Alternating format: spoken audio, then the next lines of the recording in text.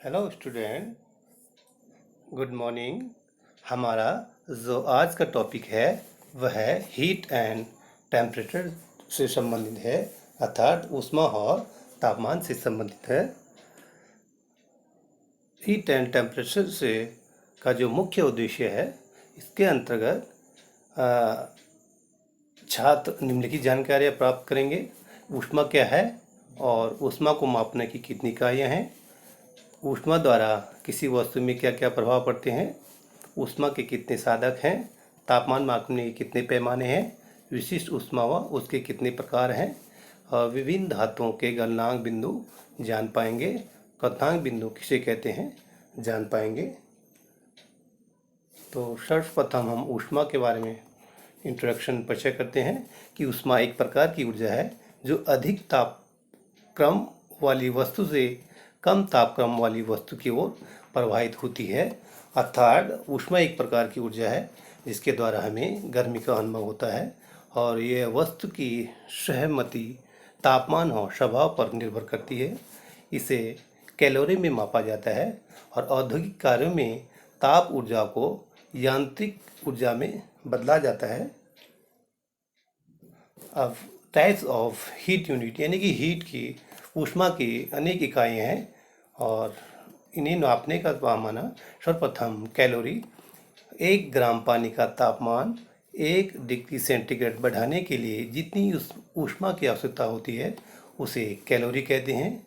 इसे 1 कैलोरी बराबर 1 ग्राम पानी गुणा गए 1 डिग्री सेंटीग्रेड तापमान को इसे इस सूत्र द्वारा भी समझ सकते हैं। 1 calorie equal to 4.2 joule. 4.2 joule के बराबर होता है। नेक्स्ट आ गया हमारा किलो कैलोरी। 1 किलोग्राम पानी का तापमान 1 डिग्री बढ़ाने के लिए जितनी ऊष्मा की आवश्यकता होती है उसे 1 किलो कैलोरी कहा जाता है।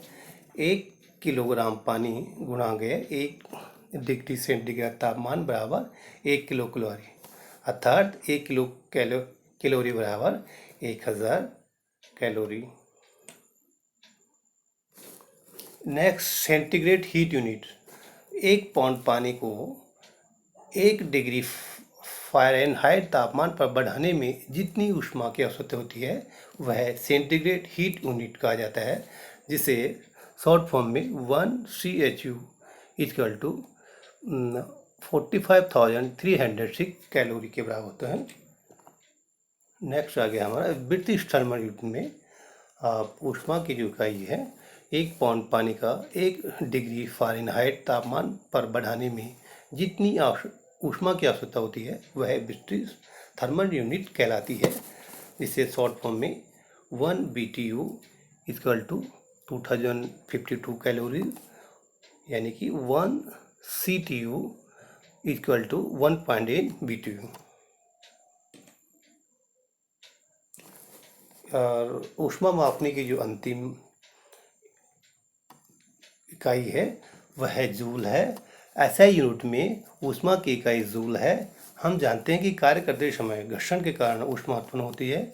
यह उत्पन्न किए गए कार्य के समानुपाती होती है। प्रयोग द्वारा सिद्ध किया गया है कि 1 कैलोरी ऊष्मा करने के लिए 4.18 जूल का यांत्रिक कार्य किया जाता है, अर्थात 1 कैलोरी बराबर 4.18 जूल। इफेक्ट ऑफ हीट यानी कि ऊष्मा का प्रभाव विभिन्न प्रकारों से पड़ता है। तो सर्वप्रथम स्थिति में परिवर्तन यानी कि सामान्यतः जब किसी ठोस वस्तु को गर्म किया जाता है जो वह द्रव्य वस्तु में बदल जाती है तथा और अधिक गर्म करने पर गैस या भाप में परिवर्तित हो जाती है। जैसे बर्फ को गर्म करने पर जल और जल को गर्म करने पर भाप या वाष्प में परिवर्तित होता है। जब इसी तरह ठंडा किया जाता है तो बर्फ में बदल जाती है, यानी कि तापमान बढ़ने पर उसकी प्रॉपर्टी चेंज होती है। नेक्स्ट आ गया तापक्रम में यानी कि तापमान में परिवर्तन। जब किसी वस्तु को गर्म किया जाता है तो उसका तापक्रम या तापमान बढ़ जाता है और ठंडा करने पर कम हो जाता है, क्योंकि ठंडा करने पर ऊष्मा धातु से या वस्तु से निकल जाती है। नंबर 3, विस्तार में परिवर्तन। बहुत सी वस्तुएं गर्म करने पर फैलती हैं परंतु ठंडा करने पर सिकुड़ती हैं। जैसे रेलवे लाइन गर्मी में अधिक तापमान पर फैलती हैं और सर्दी में कम तापक्रम या तापमान पर सिकुड़ती हैं। रासायनिक गुणों में परिवर्तन।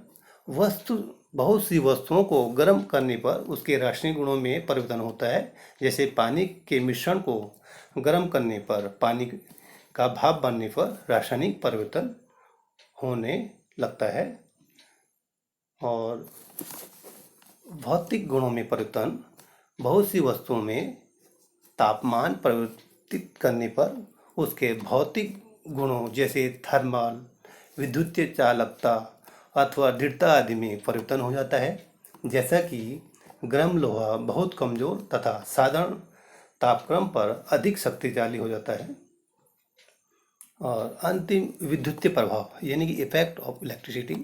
जब दो भिन्न भिन्न धातुओं जैसे लोहा और तांबा के सिरों को जोड़कर गर्म करा जाए तो दूसरे सिरों पर लोहे से तांबे की तरफ विद्युत प्रभावित होती है।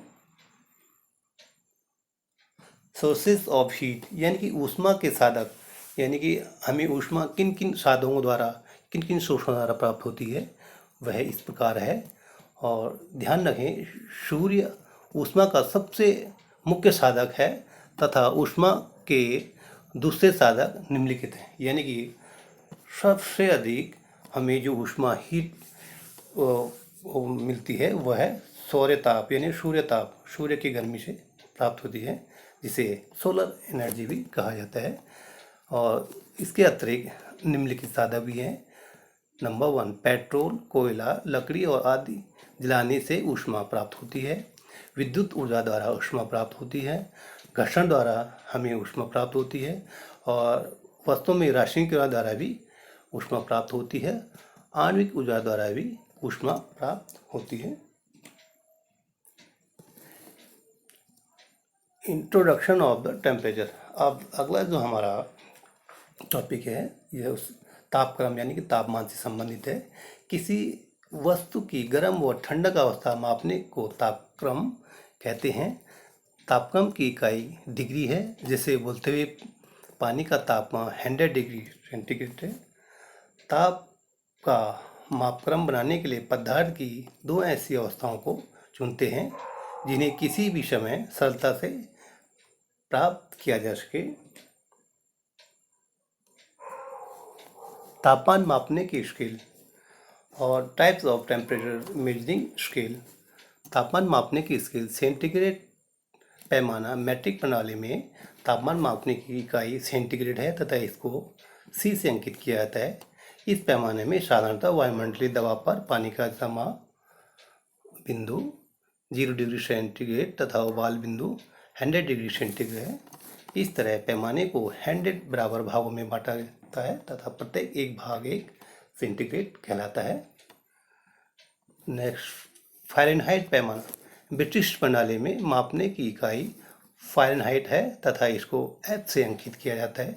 इस पैमाने में साधारणतः वायुमंडलीय दबाव पर पानी का जमाव बिंदु 32 डिग्री फ़ारेनहाइट और उबाल बिंदु 212 डिग्री फ़ारेनहाइट है।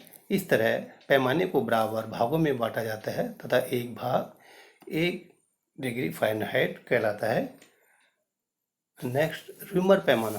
र्यूमर पैमाना यह फ्रेंच प्रणाली में मापने की इकाई र्यूमर है तथा इसको R से अंकित किया जाता है। इस पैमाने में साधारणतः वायुमंडलीय दबाव पर पानी का जमाव बिंदु 0 डिग्री र्यूमर और उबाल बिंदु 80 डिग्री र्यूमर है। इस तरह पैमाने को 80 बराबर भागों में बांटा गया है तथा प्रत्येक एक भाग 1 डिग्री र्यूमर कहलाता है। नेक्स्ट, केल्विन पैमाना। केल्विन पैमाने द्वारा इस पैमाने में साधारणतः वायुमंडलीय दबाव पर पानी का जमाव 273 डिग्री केल्विन और उबाल बिंदु 373 डिग्री केल्विन है। इस तरह पैमाने को बराबर भागों में बांटा जाता है तथा प्रत्येक एक भाग 1 डिग्री केल्विन कहलाता है। इसको K द्वारा अंकित किया जाता है, इसको K से अंकित किया जाता है। तापमान मापने की तुलनात्मक C equal to 100 C upon 100 equal to F F minus 32 upon 180 equal to R upon 18 equal to K minus 273 upon 100। इस प्रकार से इस सूत्र के द्वारा हम इसका पैमाने निकाले जाते हैं।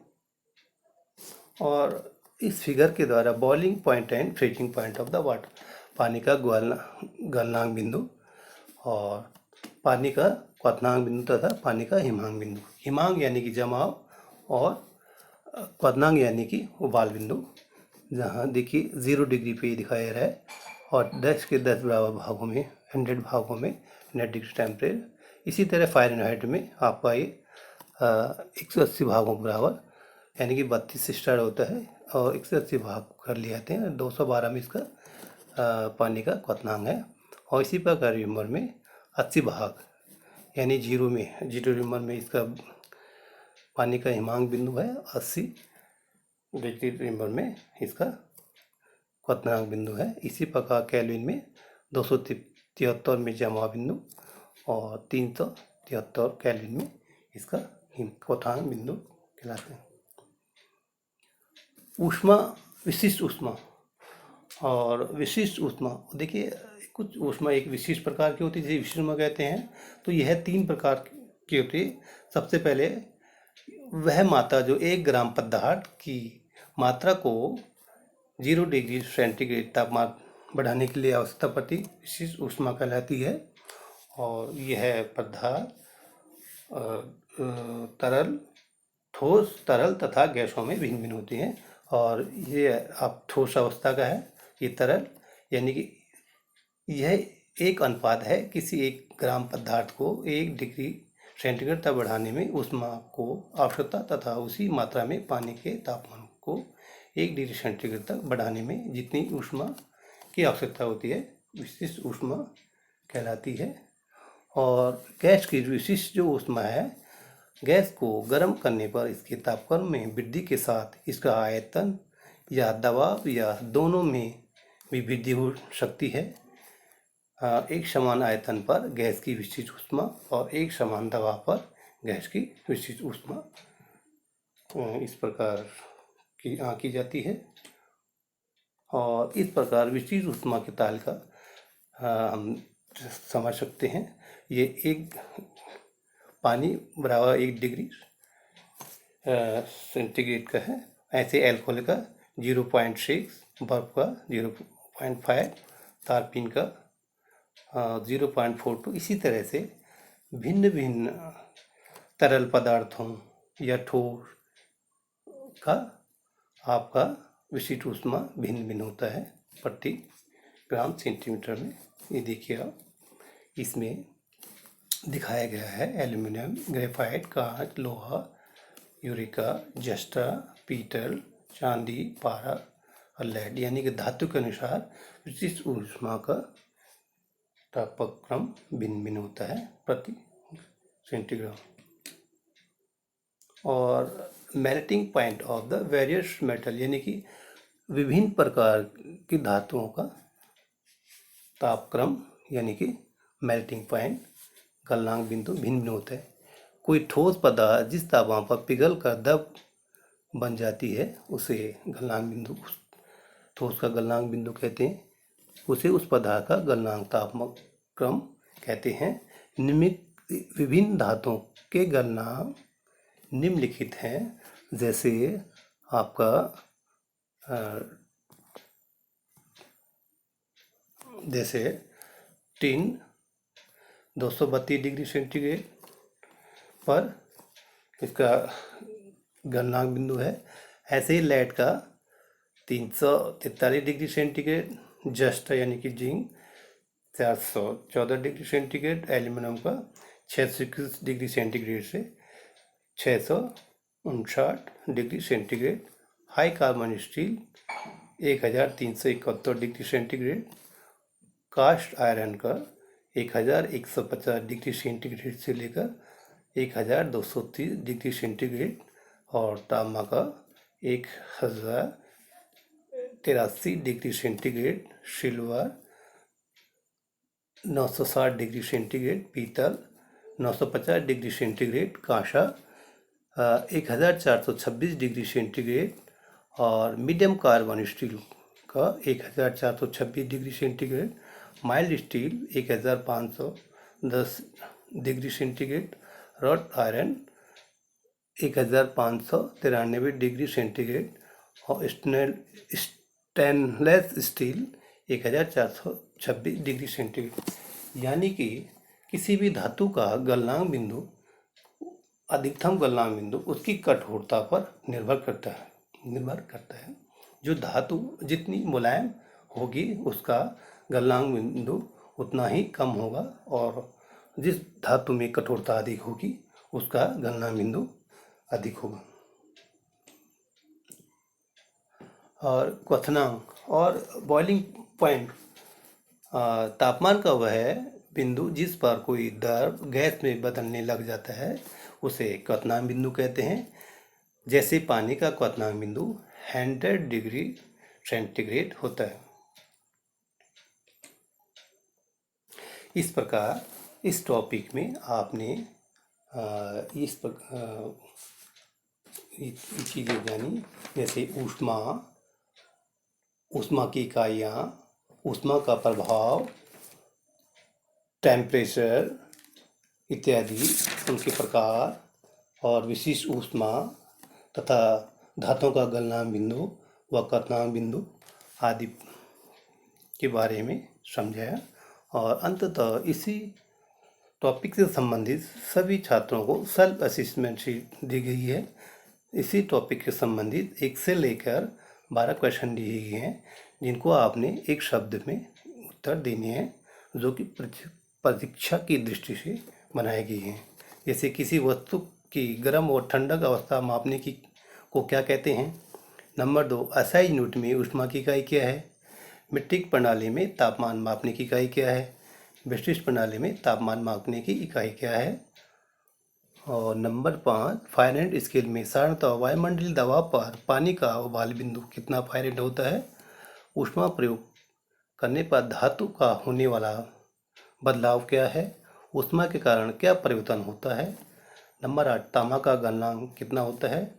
नंबर 9, टीन का गलनांक कितना होता है। क्वेश्चन नंबर 10, प्रश्न पानी का क्वथनांक कितना होता है। क्वेश्चन नंबर 11, तापमान को किस इकाई में मापा जाता है।